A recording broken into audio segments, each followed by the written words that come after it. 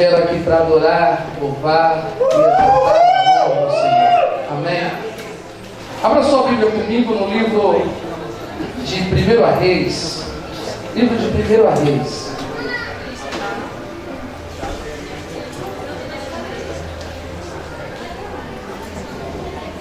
Irmãos, não é nenhum pecado alguém ter falado que a igreja é noiva, mas só para nós podermos saber da forma correta que a Bíblia fala, que Jesus fala. Amém? 1 Reis, capítulo de número 19.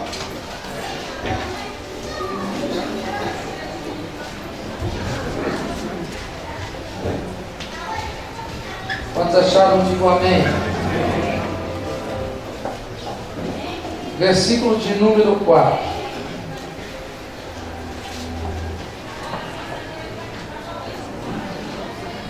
Verso 4 fala assim em diante: mas ele prosseguiu por mais um dia para dentro do deserto, até que chegou ao pé de uma árvore de zimbro. Ele se assentou ali debaixo da árvore e orou, pedindo a própria morte, dizendo: basta. Disse ele: agora o Senhor retira a minha vida. Eu não sou melhor do que os meus antepassados. Então ele se deitou debaixo da árvore de zimbro e dormiu. De repente um anjo o tocou e lhe disse: acorde e coma. Ele olhou ali, próximo à sua cabeceira estava um bolo feito em pedras quentes e um jarro de água. Ele comeu e bebeu. Então deitou-se novamente. Uma segunda vez o anjo voltou e disse: acorde, coma e beba, porque a jornada vai ser demais para você. Ele acordou, comeu e bebeu, e pelo vigor da alimentação, viajou 40 dias e 40 noites, até que chegou a Horebe, a montanha de Deus. Ali ele foi para uma caverna e passou a noite. Então a palavra do Senhor veio a ele e disse: o que você está fazendo aqui, Elias? Ele respondeu: tenho sido muito zeloso por Adonai, o Deus dos exércitos, pois o povo de Israel tem abandonado teus mandamentos, quebrado os teus altares e matado os profetas à espada. Agora sou o único que resta, e eles estão me perseguindo para me matar também. A voz então lhe disse: vá e permaneça na montanha diante de Adonai, e nesse momento Adonai vai passar. Um vento veemente rasgou a montanha ao meio, e ele esmagalhou as rochas diante do Senhor. Mas o Senhor não estava no vento. Depois do vento veio um terremoto, mas o Senhor não estava no terremoto. Depois do terremoto veio um fogo, mas o Senhor não estava. E depois do fogo veio uma quietude,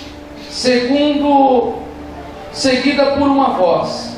Quando Elias ouviu isso, cobriu sua face com a capa, caminhou e parou na entrada da caverna. Então uma voz veio a ele e perguntou: o que você está fazendo aqui, Elias? E respondeu: tenho sido bastante zeloso pelo Senhor, o Deus dos exércitos, pois todo o povo de Israel tem abandonado teus mandamentos, quebrado teus altares e matado teus profetas à espada. Agora eu sou o único que resta, e eles estão me perseguindo para me matar também.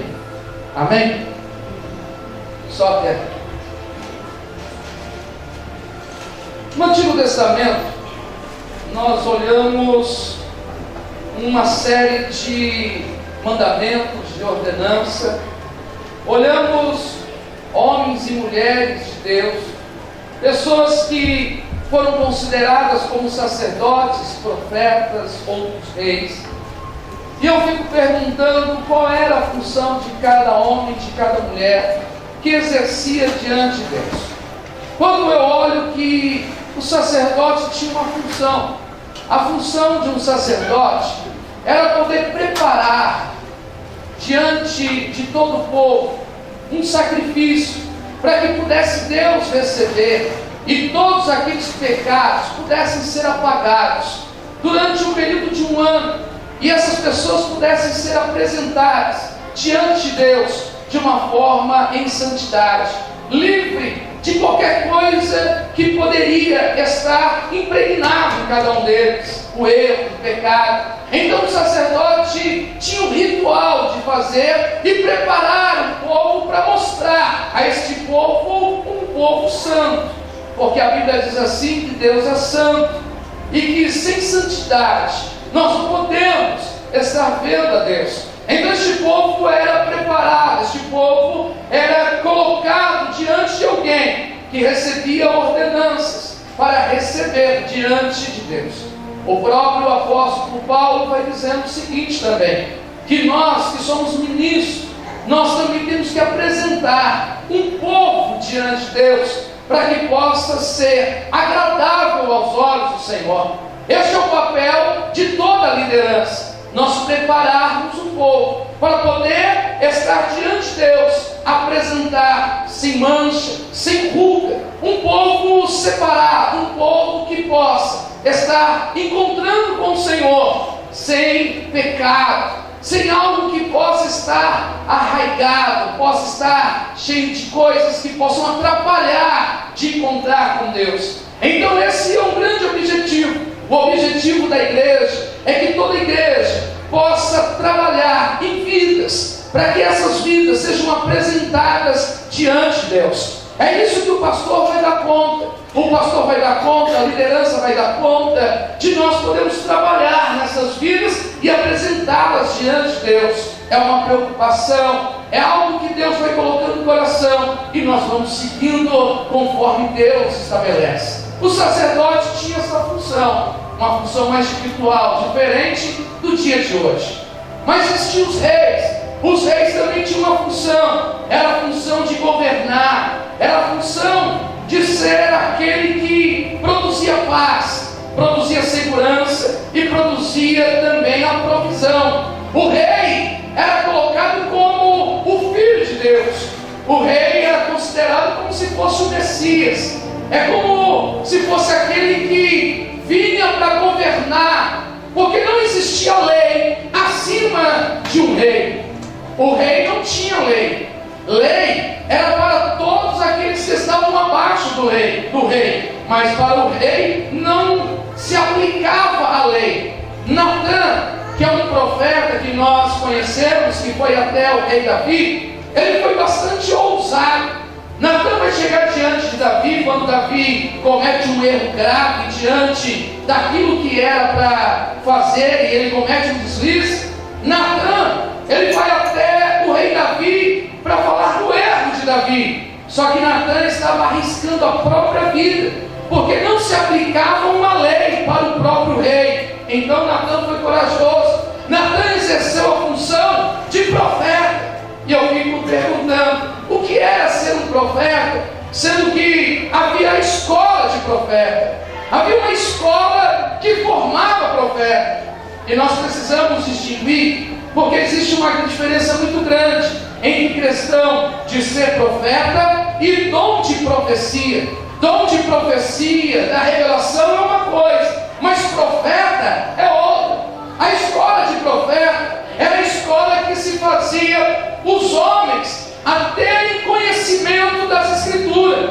Eles conheciam toda a Torá, eles conheciam todo o decálogo, os mandamentos de Moisés. Então, na escola de profeta, ensinava-se a lei de Deus, ensinava-se os mandamentos de Deus, e tudo aquilo que era ensinado, que veio através de Moisés, que Moisés recebeu, aqueles homens então aprendiam. E para que eles aprendiam? Porque profeta tinha que ter duas coisas: coragem e ousadia. Se o profeta não tivesse coragem e ousadia, não adiantava ele entrar na escola de profeta, porque o profeta, quando ele entendia e compreendia a palavra, compreendia a lei, qual era a função de um profeta? O profeta, a partir do momento que ele tem uma referência de justiça, uma referência da verdade, então ele combatia a mentira. dia ele combatia a injustiça. E profeta, ele chegava na cara de um rei e dizia: rei, você errou.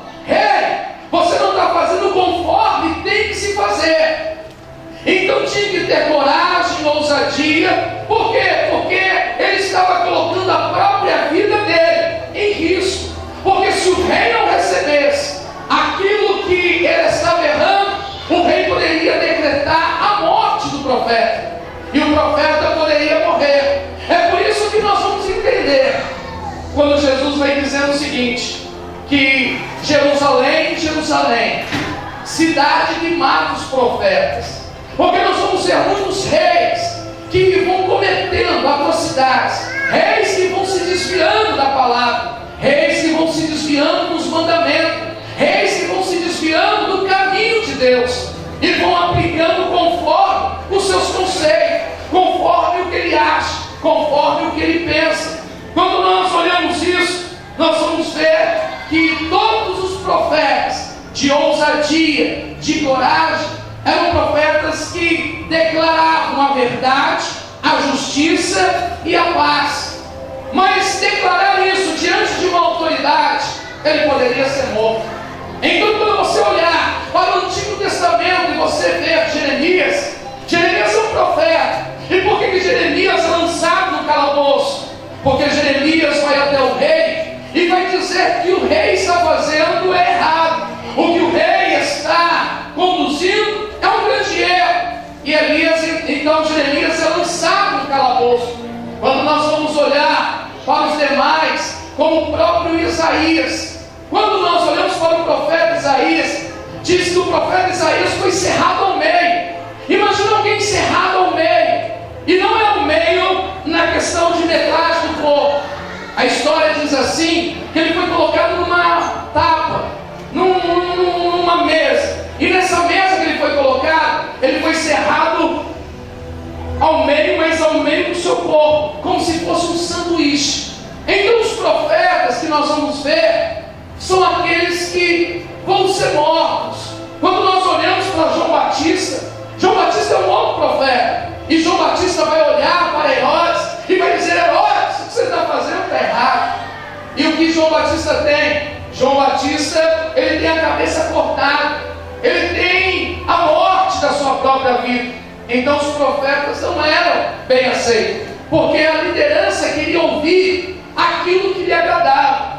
E quando nós vamos olhar no decorrer de toda a história, nós vamos ver isso quando entra na Igreja Católica. Quando a Igreja Católica, na era medieval, não estou falando aqui contra uma instituição, não estou falando contra uma situação que foi clara, de história de escola, que você aprende, a época da Inquisição. Na época da Inquisição, onde a liderança católica, ela perseguia toda aquela liderança quando se falava, não de uma palavra, mas quando se colocava que a liderança estava então agindo errado, e todos foram colocados como hereges, como pessoas que se levantavam de heresias contra uma instituição chamada o catolicismo, contra Roma, contra o Papa. Então eles eram colocados em praça pública, queimados à fogueira, para mostrar para todos, ninguém se levantar, ninguém ir contra o clero, ninguém ir contra a liderança, porque eles eram colocados como profetas.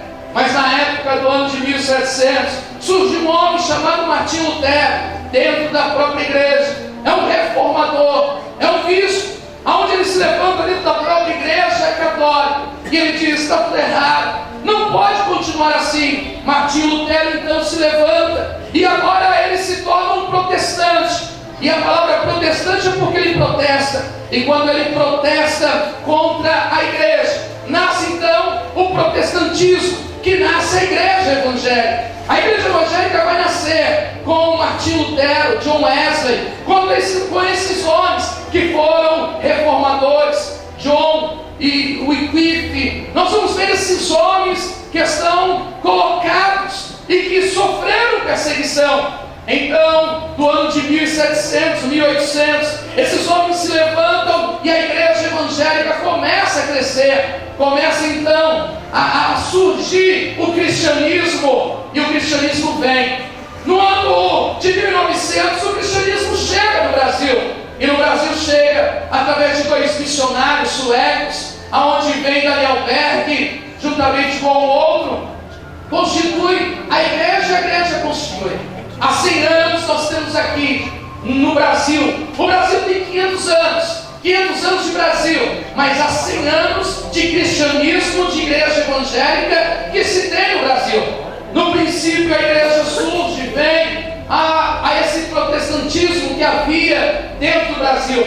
Nesse período de 6 anos, quando eu fico me olhando e deparando, eu fico olhando agora as igrejas evangélicas onde tem liderança, onde instituições se levantaram, uma diversidade muito grande de denominações, nomes são colocados, colocados em diversidades. E quando eu fico olhando, irmãos, eu fico olhando que o Brasil precisa, dentro do próprio cristianismo, dentro da própria igreja evangélica, precisa se levantar outros reformadores, precisa se levantar profetas, precisa se levantar homens e mulheres de Deus, para poder conhecer essa santa e preciosa palavra, para poder dizer: olha, Jesus, Ele é assim, a lei do Senhor é assim, os mandamentos são assim. Mas se nós fizermos isso, às vezes nós podemos ser perseguidos, podemos receber uma perseguição muito grande, e nós podemos ter medo. Mas Jesus disse assim: não tenha medo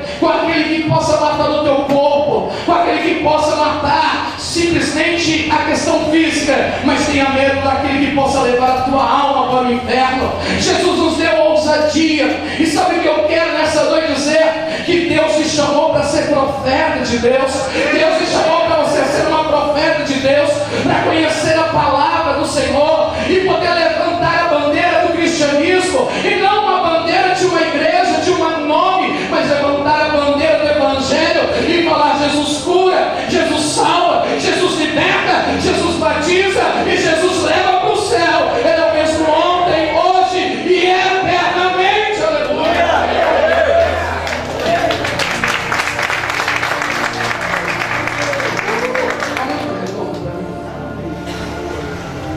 Quando eu fico olhando isso, essa é a função do profeta, é conhecer os mandamentos de Deus, conhecer a lei de Deus. E quando nós conhecemos essa lei de Deus, nós vamos nos tornar então os profetas de Deus. Profetas de Deus para anunciar a justiça, para anunciar a paz, para anunciar o amor, para anunciar a graça, para anunciar a salvação de Deus. Quantos aqui entendem nessa noite? Deus lhe chamou para anunciar a justiça. Deus lhe chamou para anunciar a paz. Deus lhe chamou para anunciar o amor. Deus lhe chamou para anunciar a salvação. Tenha ousadia.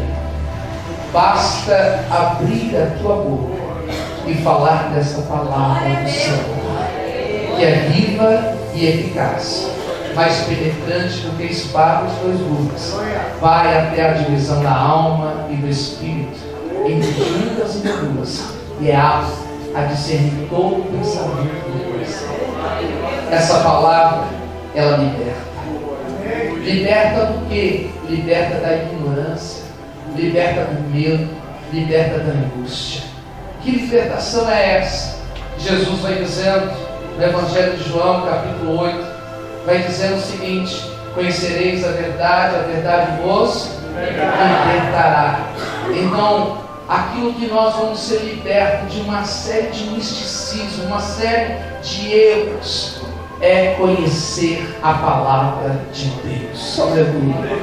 É por isso que no Salmo de número 105 vai dizendo: Senhor, guardei a tua palavra no meu coração, para que não peque contra ti, não erre contra ti, não me deslize contra ti. Guardei ela no meu coração, Senhor, porque eu sei que a tua palavra, ela para mim é luz para o meu caminho e é lâmpada para os meus pés. Aleluia. A palavra do Senhor nessa noite é poderosa, aleluia, e ela está na tua boca. Deus quer levantar nessa geração profetas de Deus. Você está entendendo o que é profetas de Deus? É diferente de dom de profecia. Dom de profecia é um dom de revelação, diferente da função de profeta. Então conhecereis a verdade, que é a palavra, e anuncieis com ousadia, com intrepidez. Anuncieis essa palavra e o Senhor vai fazer. E não é por força, não é por violência, irmão, porque em Zacarias está dizendo o seguinte, que não é por força nem por violência, mas é pelo Espírito que as coisas acontecem. É o Espírito que faz, que coloca, que atua. Nós simplesmente anunciamos e declaramos: louvado seja o nome do Senhor. E quando nós nos olhamos aqui no livro de Isaías, aonde que nós lemos, eu vou ler a história, que nós lemos aqui a história de um profeta chamado. Quantos aqui já ouviram falar de Elias? Elias é um profeta. E esse profeta Elias, ele tem uma história. Não sabe nem de onde ele veio, não tem uma origem, não se fala o histórico dele como Jeremias, que conhecia desde o ventre da mãe. Elias aparece.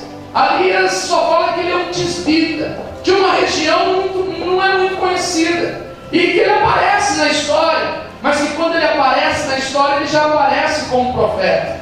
E aí eu fico observando que às vezes você pode não ter nenhuma história desde quando você nasceu, e você aparece, mas quando você aparece, já aparece como profeta. Talvez alguém fale assim: mas de onde você veio, de onde surgiu? Você não tem histórico, você não tem nada que... Não, você apareceu e já aparece como profeta de Deus. Já apareceu dizendo assim: eu aprendi. E aí Deus já te veio dizendo: eu tenho uma palavra. Porque quando Elias aparece já no capítulo de número 17 do livro de 1 Reis, e ele já aparece profetizando. Ele já aparece dizendo para um homem que se chama Acabe. Acabe era o rei de Israel. Acabe também conhecia a palavra de Deus, mas Acabe, o rei de Israel, estava agindo totalmente fora dos padrões de justiça, de amor, de santidade. Um erro muito grande de um próprio homem que cresceu no berço, um homem que cresceu no evangelho, um homem que cresceu dentro do conhecimento da lei de Moisés, dos mandamentos, das ordenanças. Mas esse Acabe pensava que estava dominando. De repente aparece Elias, e Elias vai dizer: olha, fala para cá o seguinte, que um profeta surgiu e vai ficar um período sem chover, vai ficar 3 anos e 6 meses sem chuva, para que Acabe possa entender que tem um profeta. Esse profeta foi ousado em poder declarar que a natureza iria parar, para simplesmente chamar a atenção e chacoalhar um líder que estava diante do povo de Israel.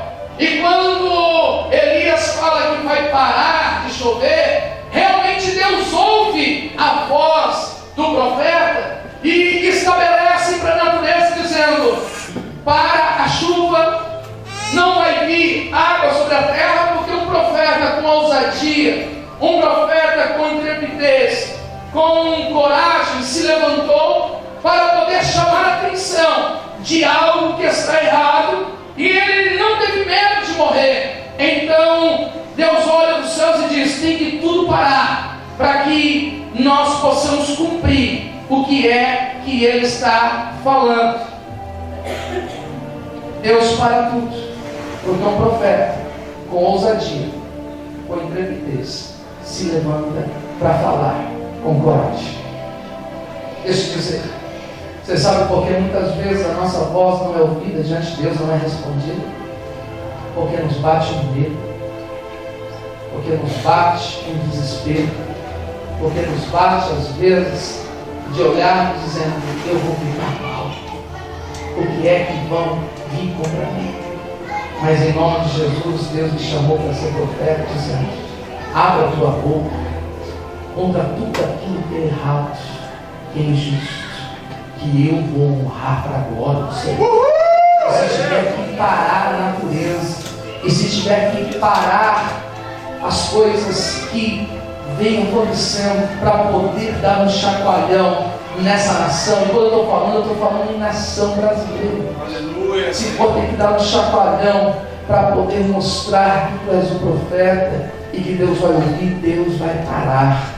Aonde estão os profetas de Deus nessa noite? Aonde estão os homens e mulheres compromissados para poder dizer, Senhor, segundo, sabe por quê? Porque aqui Elias não teve uma revelação, porque Elias vai dizer o seguinte: segundo a minha palavra não vai chover, segundo o que eu estou dizendo. Irmão, você acredita em você? Você acredita em você, irmão, que Deus está contigo? Que o Senhor está contigo, que o Senhor pode fazer coisas de parar o sol, parar a lua. Não é só na questão da Bíblia naquela época, não. Deus pode fazer parar muitas coisas somente por causa de um ter clamado com ousadia. Deus me chamou, não precisa de muitos, precisa de um se colocar e dizer, segundo a minha palavra com ousadia, seja morto ou não seja morto, esteja alguém gostando ou não gostando, segundo a minha palavra, fala para ele que vai parar de chover, e com a parada da chuva vai parar de a lavoura, de agricultura produzir, vai haver seca, vai haver muitas coisas lá, mas a palavra vai ser colocada diante de Deus assinar embaixo dizendo, eu te ouvirei, porque o propósito é chamar a atenção de Acabe, e isso vai chamar a atenção de Acabe. Deixa eu dizer, qual é a ousadia nessa noite que você quer que chame a atenção de alguém que esteja fazendo algo fora da direção de Deus, e que essa pessoa possa se voltar e amanhã depois dizer, só o Senhor é Deus, aleluia, e talvez esteja andando num caminho que é um caminho errado, um caminho que está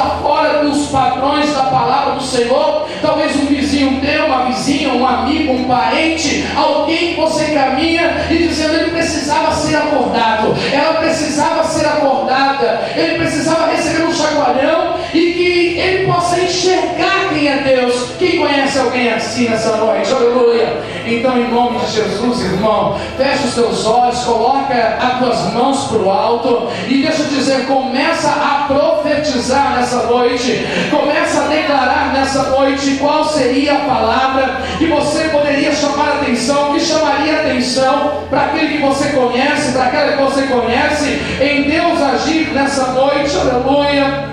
Fale com o Senhor, vai declarando uma palavra profética diante de Deus neste momento. Declara uma palavra profética diante do Senhor. Deus não te chamou aqui simplesmente para se colocar num banco, para ser um membro de banco. Deus te chamou aqui nessa noite a igreja, para a igreja ser um profeta, ser profeta de Deus, para chacoalhar, para chamar a atenção. Esse é alguém que precisa ser chamado a atenção. Segundo a tua palavra, Deus essa noite quer escrever embaixo, Deus quer falar e dizendo, eu vou assumir a tua posição. Se você assumir a tua posição, eu serei contigo. Assim diz o Senhor.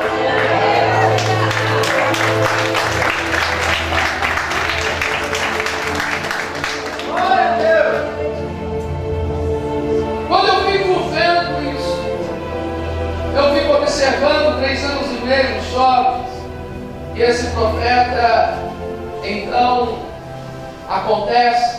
Depois de 3 anos e meio, esse profeta anuncia de novo. Esse profeta vai anunciar de novo, dizendo, olha, vai vir uma chuva, porque encerrou o tempo e chamou a atenção. Acabe foi chacoalhado. Acabe foi uma situação que chamou a atenção. Então, depois de 3 anos e meio, Elias vai dizer, olha, acabou o tempo, agora vai vir uma chuva, e que Deus vai mudar e vai ser grande. Mas entre esses 3 anos e meio, acontece algo nesse período de tempo. É um período que precisava muito entender que Elias, quando fala que não vai chover, vai haver então uma grande dificuldade, porque não vai haver água. E Elias, ele também vai passar pela situação. não choveria somente na cabeça de Elias. Quantos aqui já assistiram aquele desenho da família Adams, que tem uma nuvem em cima e que só chove em cima dele, e que ele vai para um lado, vai para o outro? Não, Elias profetizou, mas Elias também fazia parte da sociedade, fazia parte daquele lugar. E quando Elias profetiza, a escassez de água está em todo lugar.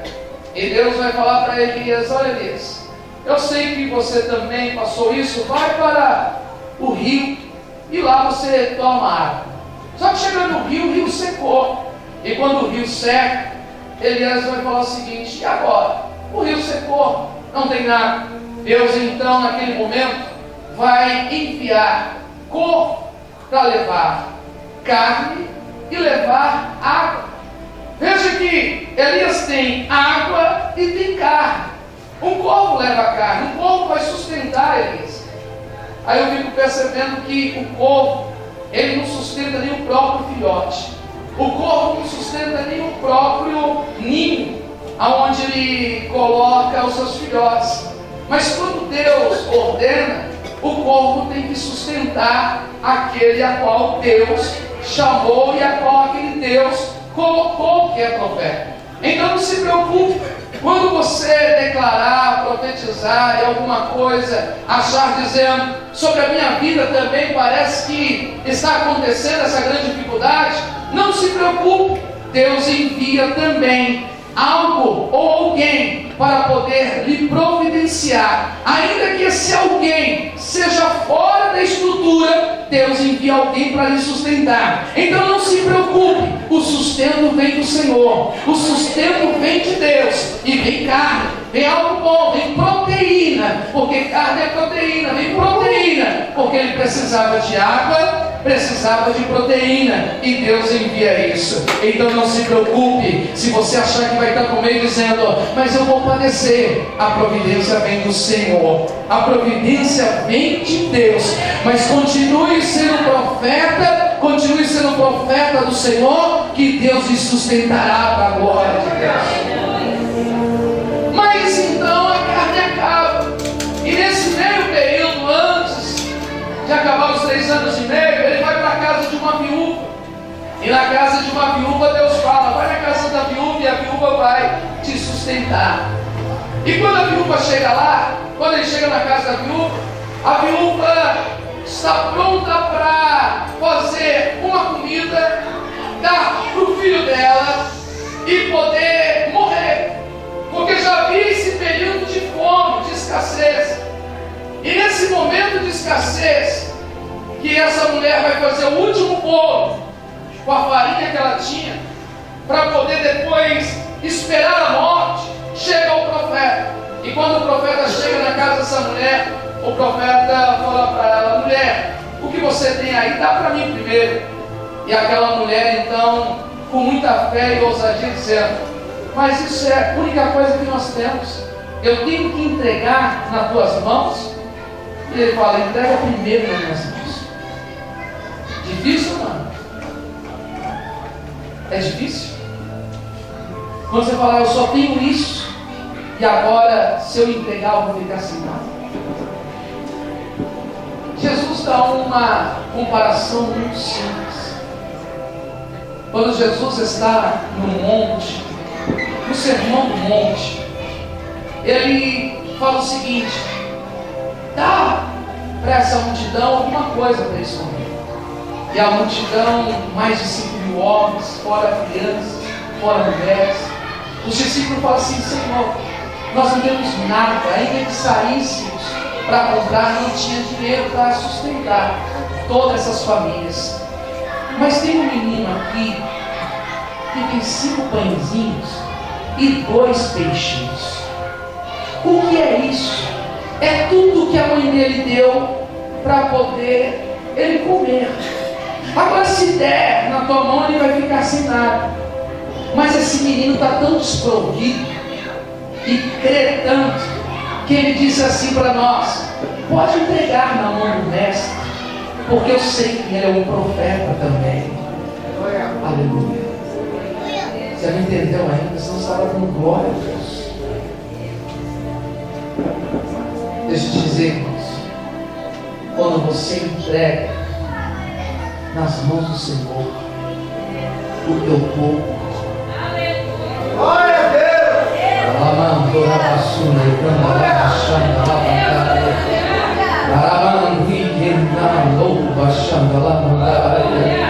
Quando você entrega o teu corpo na mão do profeta, deixa eu dizer, não vai lhe faltar nada. Não vai faltar nada. Sabe por quê? Porque tem retorno. Aleluia. Se você entregar na mão do profeta, vem com retorno. Aquela mulher diz: eu vou entregar na mão do profeta, vai vir, eu creio. Aquele menino, os discípulos disseram assim: me entregou nas tuas mãos, mestre. Sabe o que Jesus vai fazer? Jesus olha para o céu e ora e diz: eu vou pedir para que o Pai possa multiplicar. E Jesus faz essa oração. Sabe o que acontece? Acontece o poder da multiplicação. A multiplicação, então, ela vai ser envolvida e vai sustentar todos aqueles homens, mulheres e crianças. Além do mais, vai sobrar 12 cestos de pão para poder repartir. Já não é mais 5 pães e 2 peixes. Sustentou todos e repartiu daquilo ainda e sobrou para todo mundo. Sabe o que o profeta faz quando ele recebe o pão, o bolo? Ele coloca ali e ora, e ele vai dizer para aquela mulher: mulher, não vai faltar farinha da tua panela, nem azeite da tua botija. Deus vai enviar a providência. Deixa eu dizer, quando você entrega no altar de Deus o teu dízimo, a tua oferta, quando você entrega para o Senhor a tua vida, quando você entrega tudo que você tem para o Senhor, deixa eu dizer, vai retornar para ti. Mas isso que eu estou dizendo é quando tem profeta, e nesse lugar tem profeta de Deus, irmão. Nesse lugar tem profeta de Deus.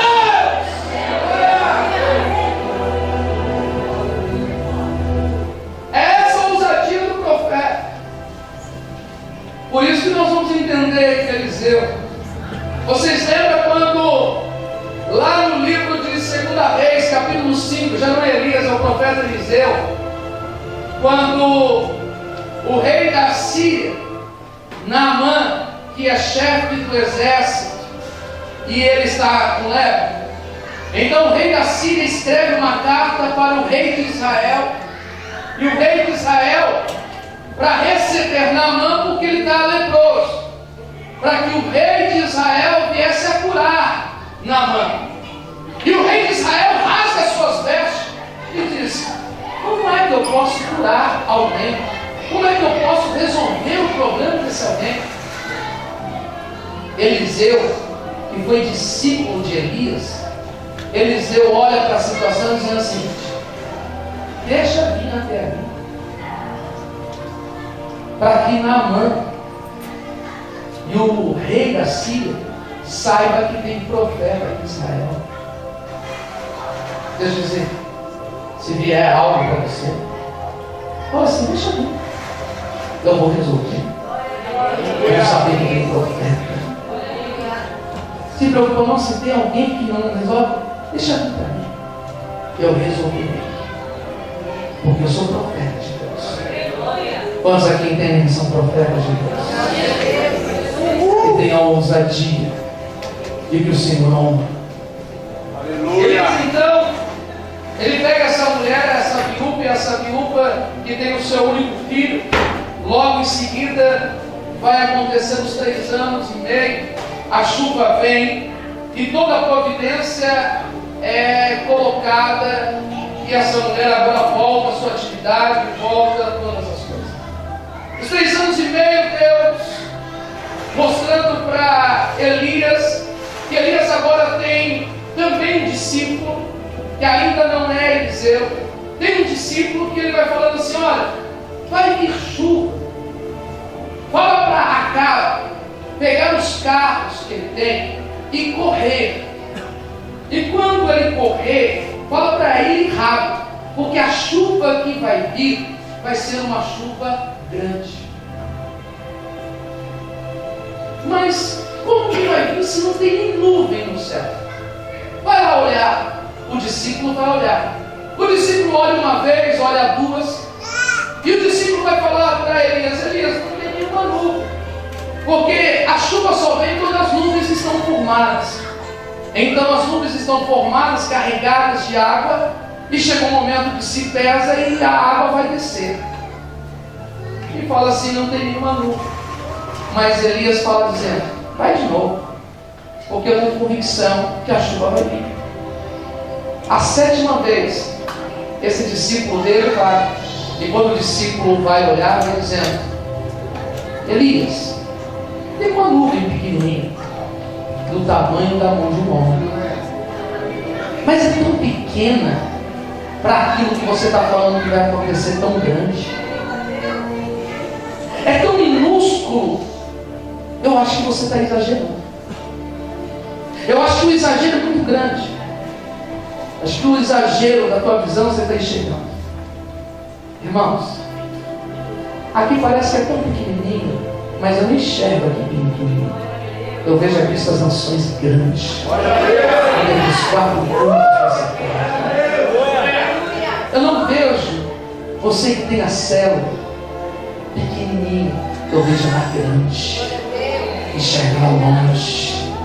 Eu não vejo a tua vida espiritual pequenininha, mas eu vejo ela grande. Eu não vejo os teus sonhos pequenininhos, mas eu vejo os teus sonhos grandes. Eu não vejo os teus projetos pequenininhos, mas eu vejo eles grandes. Sabe por quê? Porque quando você é profeta, você não enxerga no minúsculo, você enxerga no maiúsculo, aleluia. Porque visão de profeta é diferente de visão de pessoas naturais. Então eu e você podemos ver uma simples questão bem pequenininha. Eu já estou vendo a mão de Deus, aleluia. Eu já estou vendo o agir de Deus. Talvez você simplesmente dizendo assim, olha só, aconteceu isso na minha casa, uma vírgula, só aconteceu isso com meu filho, com a minha esposa. Eu já posso ver Deus fazendo uma transformação, uma mudança, e Ele louvando e glorificando e exaltando ao nome de Deus. Talvez você fale assim, mas o meu serviço é bem pequenininho, mas eu vejo Deus fazendo do seu serviço um grandão, aleluia. Talvez você fale assim, a minha empresa é bem pequenininha, e eu vejo Deus dizendo, é uma multinacional, em nome de Jesus, aleluia. Talvez você fale assim, mas eu sou tão pequeno. E Deus fala assim, mas você é grande na minha presença. Você é maior do que você imagina. Aquilo que talvez alguém enxergue dizendo, só isso, irmão, só isso, irmã, que Deus tem, pode dizer os outros, mas como profeta de Deus, eu tenho para dizer, o que está vindo sobre a tua vida é grande. O que está vindo sobre ti, a bênção é grande. A bênção não é pequena, a bênção é grande. O que Deus está fazendo é maravilhoso. Adora a Deus, adora a Deus, adora Ele. Ele é digno de glória, Ele é digno de honra, Ele é digno de louvor, aleluia.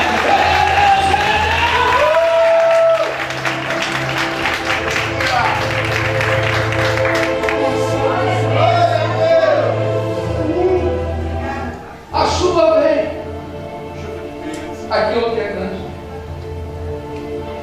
Deixa eu dizer,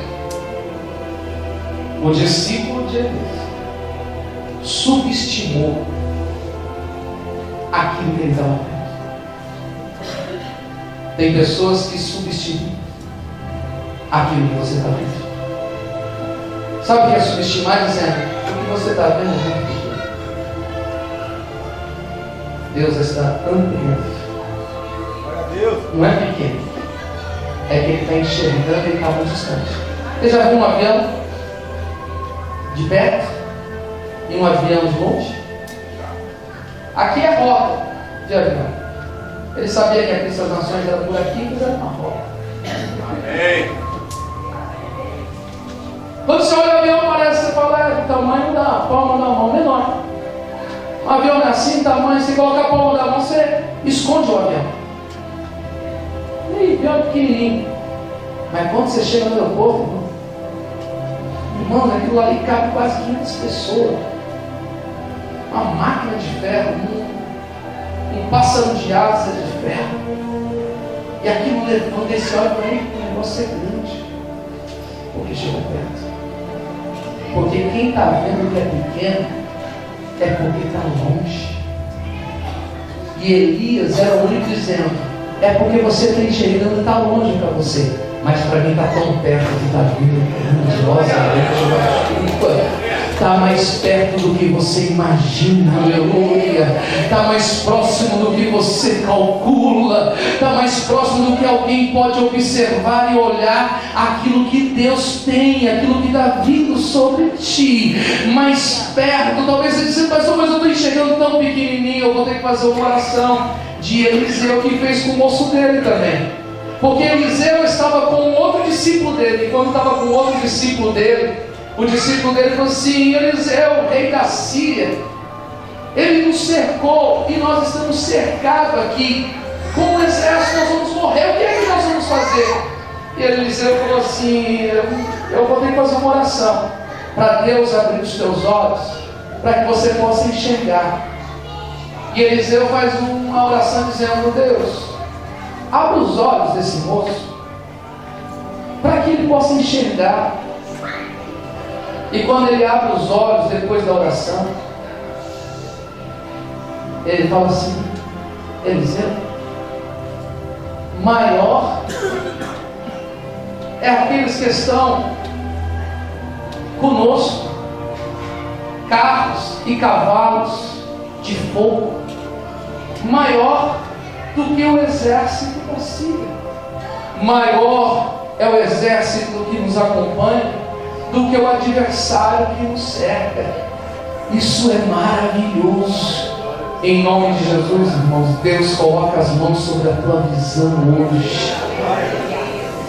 Como profeta de Deus, e você discípulo, nessa noite eu digo que o Senhor abra os teus olhos e enxergue você a grandeza do que Deus tem neste lugar, a grandeza do que Deus fará neste lugar, a grandeza do que Deus fará na tua casa, a grandeza do que Deus fará no teu trabalho, a grandeza do que Deus fará na tua família, a grandeza do que Deus fará na tua saúde, a grandeza do que Deus vai fazer no teu ministério, a grandeza do que Deus vai fazer na tua vida pessoal. Deus tem coisa grande para ti, em nome de Jesus.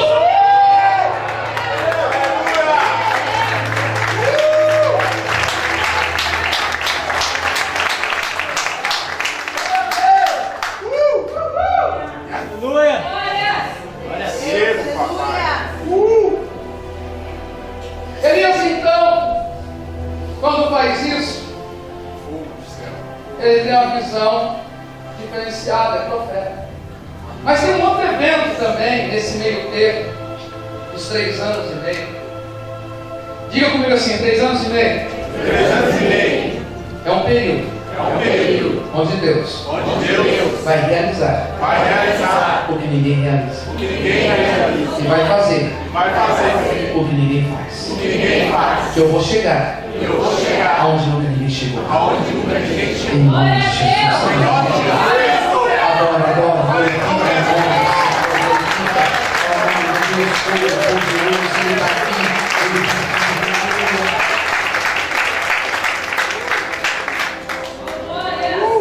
A um outro evento onde Elias está no Monte Carmelo.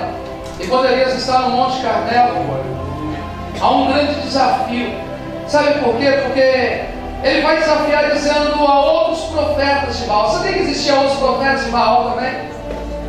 A palavra Baal significa Senhor. Baalim, senhores. Só que esse Senhor que os profetas de Baal tinham eram os profetas de Acabe. E esses profetas de Acabe tinham um Senhor que tinha uma imagem. É de 1,30 m mais ou menos, 1,35 m.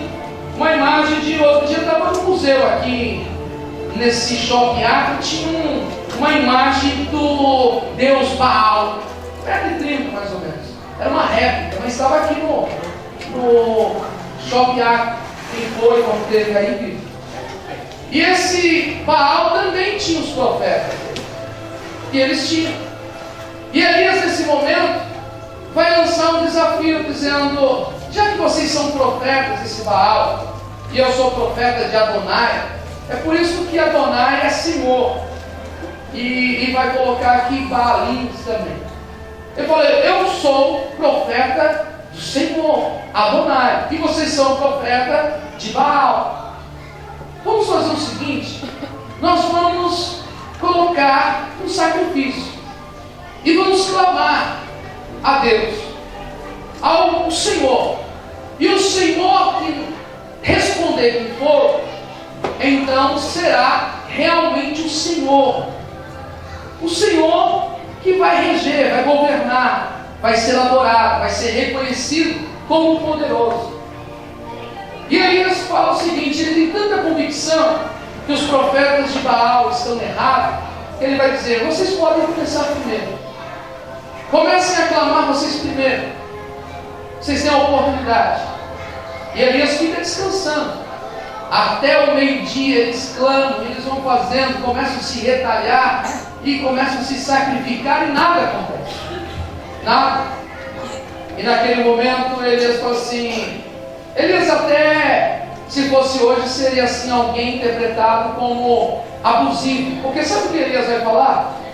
Ele vai dizendo o seguinte: eu acho que o seu Deus está muito ocupado, por isso que ele não está respondendo. Não seria meio assim, às vezes a gente ficaria meio chateado de poder falar isso para alguém? Porque o Deus está ocupado. Ou quem sabe ele está dormindo? Fala mais alto. Elias acusou. É alguém que, se fosse nos dias de hoje, seria colocado como vencido, alguém que poderia fazer uma coisa dessa. Mas ele era profeta. Ele tinha ousadia. E ele disse: vocês estão enganados. E quando ele disse: vocês estão enganados, ele fala assim: para, agora é minha vez. Eu dei a oportunidade de vocês apresentarem o teu Deus. Agora eu vou dar. Primeira coisa que ele faz, o profeta, repara um altar. O altar era feito de pedras, de 12 pedras. 12 pedras representavam as 12 tribos de Israel, os 12 filhos de Jacó. E as 12 pedras, quando estavam unidas, representavam união. E as 12 pedras estavam espalhadas, representando que estavam desunidos. A primeira coisa que o profeta vai fazer é o seguinte: Deus não age na desunião, Deus age na união. Ele junta. E quando ele junta as pedras, ele coloca um sacrifício. E para completar ainda, ele fala: traz água e vamos jogar sobre o altar. Não estava no período de seca? Não tinha água. E agora desperdiçar água, um Deus que responde com fogo. Para pensar o que Elias estava querendo dizer. Se coloca um altar no meio, em cima de um monte, qualquer coisa do calor, se colocasse um fagulho, poderia dizer que o sol estava tão forte que qualquer coisa poderia ter pego fogo pelo calor do sol. Sim ou não? E o que o profeta queria tirar? Toda dúvida. Queria tirar toda a questão que poderia questionar a Deus. E às vezes acontece isso. Às vezes nós não entendemos como Deus está fazendo.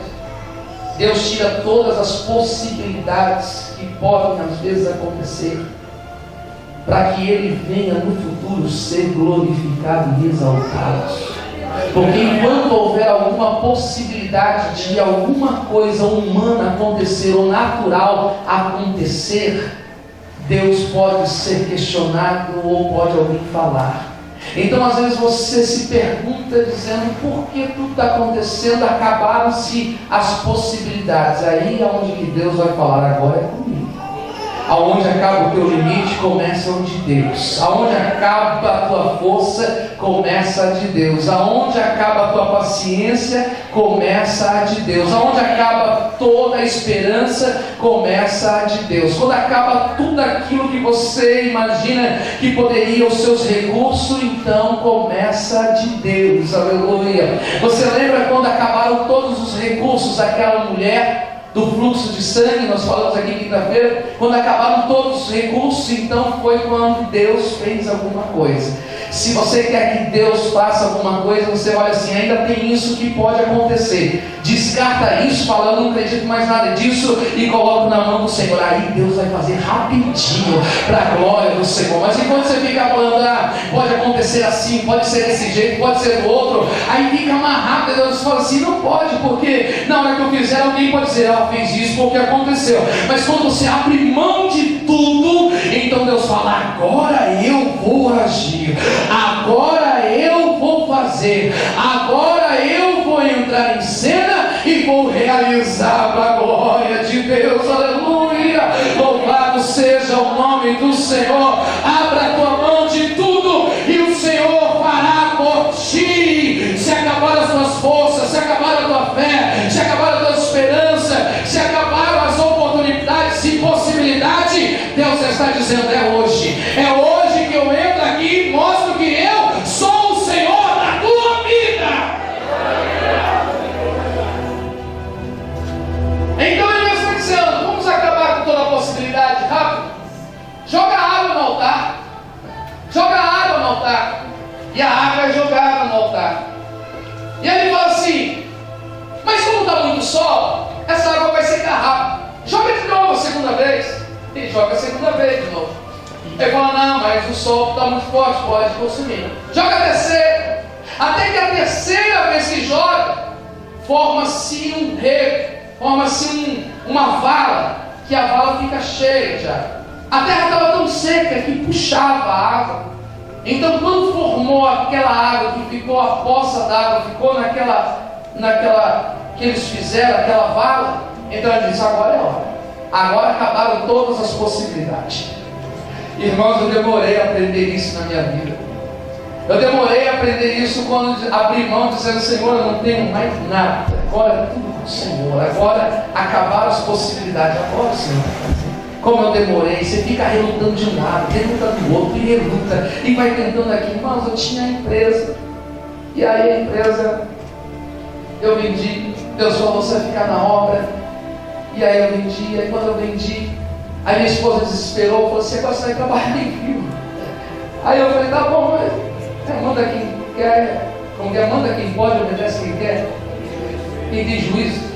Você vai trabalhar? Eu falei, tá bom, vou trabalhar. Eu fui para a empresa trabalhar, então eu fui trabalhar para a empresa, trabalhei lá 6 meses, acabou o contrato daquela empresa, dizendo, agora você transferido para outra empresa. Ele falou, não, acabou o contrato de 8 anos, então você não vai mais trabalhar aqui, a gente vai ter que dispensar você.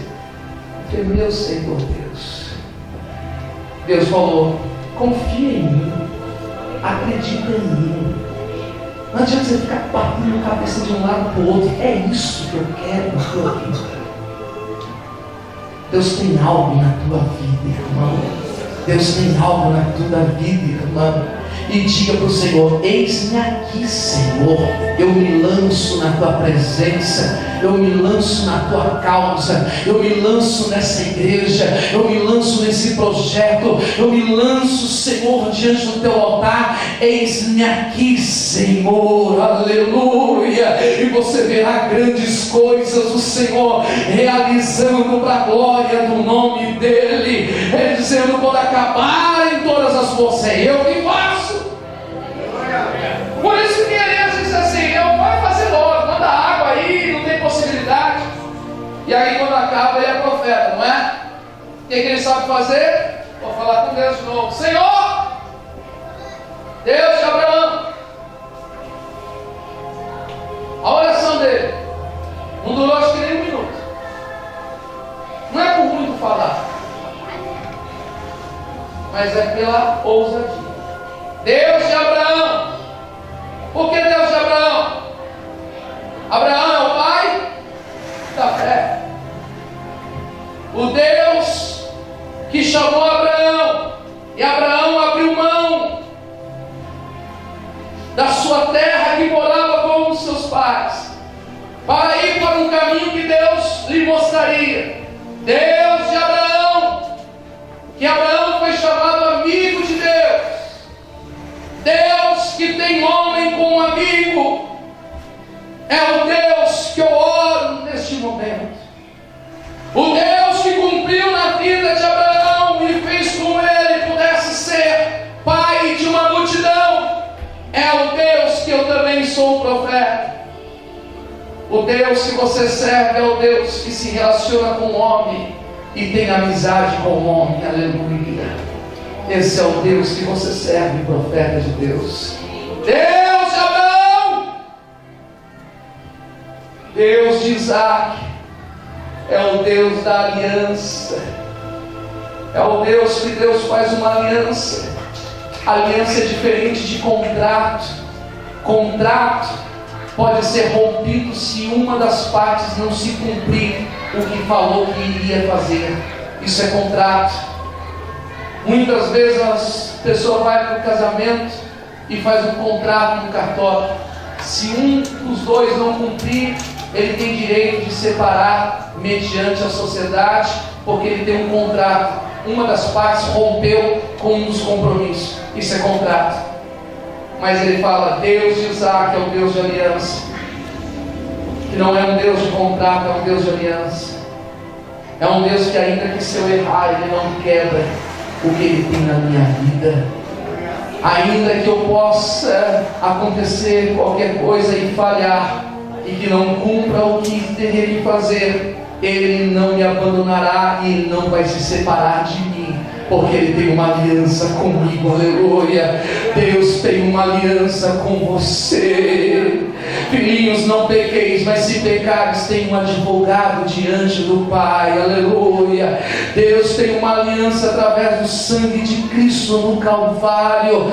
Deus nessa aliança dizendo, eu nunca vou te abandonar, nunca vou te deixar, nunca vou te desamparar. Sou o Deus da aliança. E Elias está dizendo, Deus da aliança, aliança de Isaac, é esse Deus que tem uma aliança comigo. Porque talvez Elias fale assim, eu sou homem falho, porque lá no próprio livro de Hebreus vai dizer o seguinte, que assim como Elias era homem falho, nós também somos. Vai dizendo que a oração de um justo, ela pode muito e tem efeitos modificadores e transformadores. Assim como Elias era um homem sujeito a errar, a pecar, eu e também, e você somos sujeitos a errar e pecar. É por isso que Elias vai dizendo, Deus de aliança, Deus que não me abandona, Deus que não me deixa pelas minhas falhas, pelos meus erros, é a Ti que eu invoco. E ele vai dizer, Deus de Abraão, de Isaac, Deus de Jacó, o Deus que transforma. E quando ele termina de falar esses três patriarcas, ele diz, desça fogo do céu e consuma o holocausto. Vai dizendo o seguinte, que veio um raio, e nesse raio tocou no altar, a água evaporou, o sacrifício que estava ali foi consumido, as pedras foram colocadas e derretidas, a água que evaporou foi a nuvem que subiu para que pudesse vir a chuva. E quando aquela chuva daquela nuvem, é porque veio fogo e consumiu, segundo a palavra. Deus está dizendo, sabe o que Deus está falando essa noite? As palavras que saem da tua boca têm poder. E você não imagina como você poderia ser ousado e usada para poder declarar essa palavra poderosa. A Bíblia diz assim, que Deus nos deu autoridade para pisar serpentes e escorpiões, e que as portas da maldade do inferno não iriam prevalecer contra a igreja do Senhor. Deus está dizendo, eu coloquei uma palavra em tua boca, eu tenho uma palavra na tua vida, e a palavra que sair da tua boca, ela vai gerar modificação e transformações. Haverá transformações, modificações pela palavra que Deus estabeleceu. Deus está levantando nessa noite, lhe dando um chacoalhão, dizendo, eu estou dizendo que você é profeta de Deus. Entremos na mensagem, aonde nós vemos aqui, por causa de uma palavra, de uma mulher chamada Jezabel, esse profeta que nós acabamos de relatar, a sua história, essa mulher chamada Jezabel disse: esse profeta amanhã está na morte, e vou acabar com a sua vida, tudo vai ser diferente.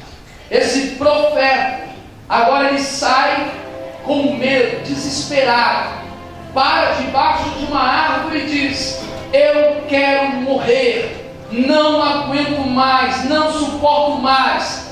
E quando ele para debaixo de uma árvore, por que acontece isso, pastor? Ele não era profeta. Algumas coisas eu quero colocar aqui rapidamente. A primeira coisa, um profeta não pode andar sozinho. Quando eu olho para a vida de Elias, Elias não tem uma esposa, Elias está sem filho, Elias não tem um companheiro, Elias não tem um amigo, Elias não tem ninguém. No entanto, que nós vamos ler que Elias vai dizendo: eu me encontro só, eu não tenho ninguém, só me sobrou a mim, todos os outros profetas foram mortos, eu estou sozinho. Deixa eu dizer, profeta que é profeta não pode caminhar sozinho, não pode deixar de dizer: não é porque eu sou homem, mulher de Deus, eu não preciso de ninguém. Não, precisa de pessoas para se relacionar, precisa de pessoas para se abrir. Elias estava na questão dizendo: eu não tenho ninguém para conversar. E quando o profeta não tem ninguém para conversar, ele pode levar o caminho dizendo: não aguento mais, não suporto mais,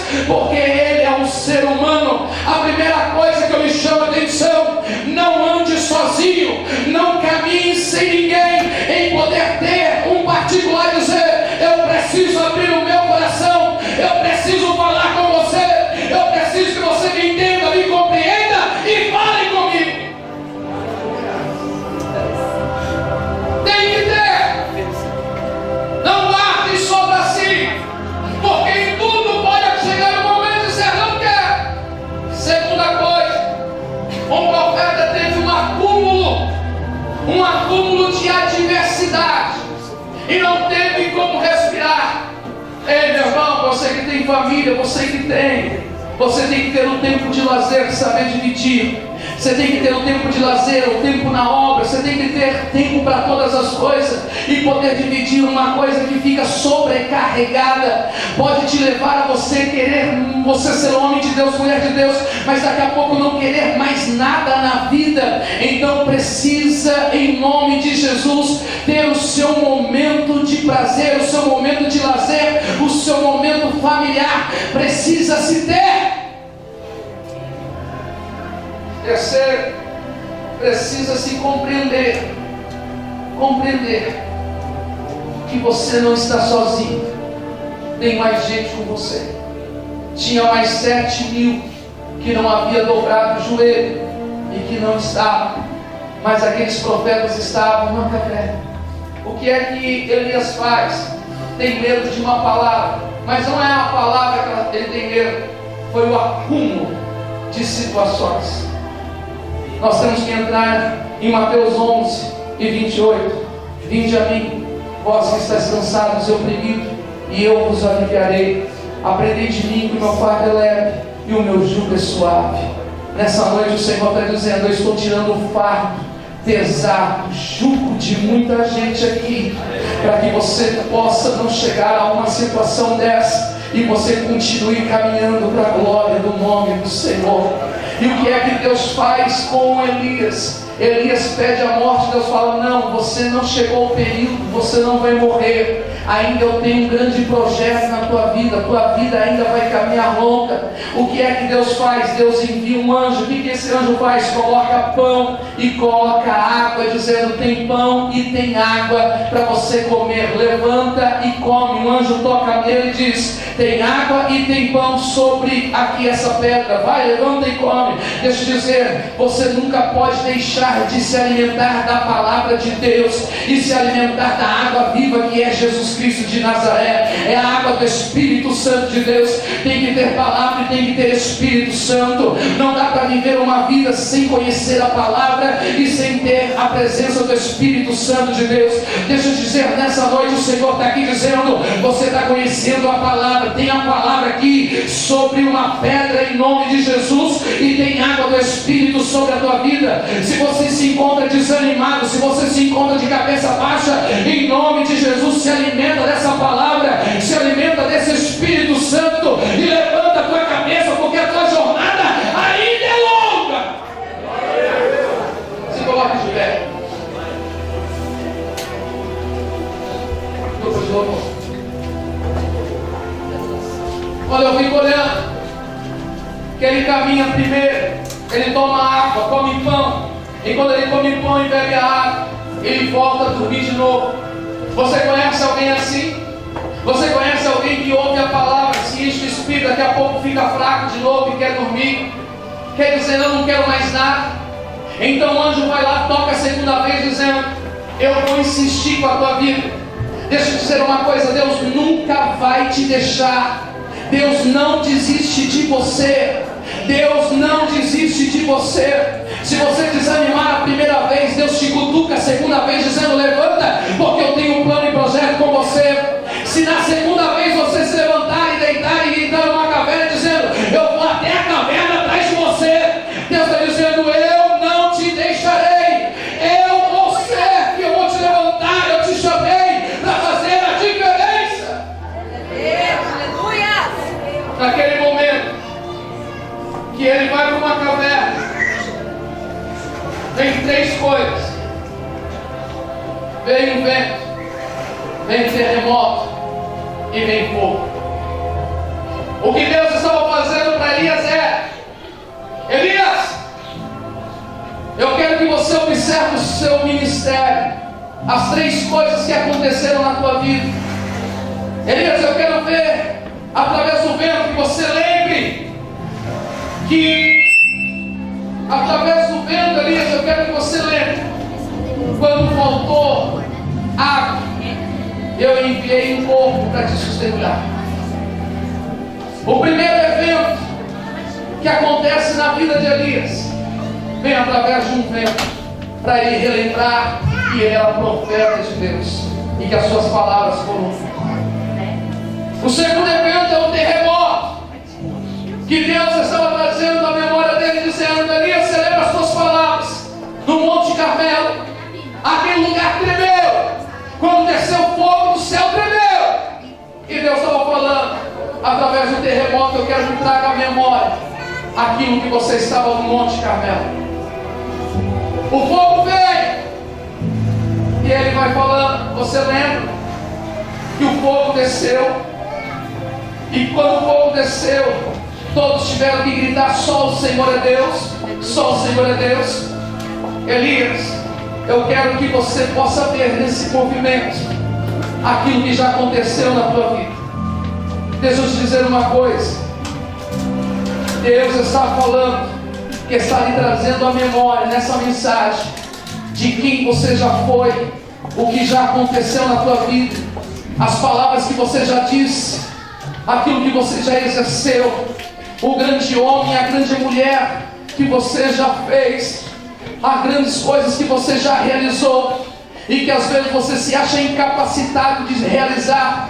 Você é um homem, uma mulher levantado por Deus, que Deus constituiu, e Deus está lhe trazendo a memória, dizendo: lembra de quando eu ouvi a tua voz e eu cumpri segundo a tua palavra?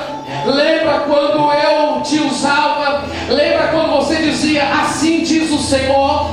Lembra quando você era um instrumento na mão do Senhor? Você lembra de todas as passagens? Deus está dizendo: estou trazendo à tua memória as coisas que eu já fiz na tua vida, e quero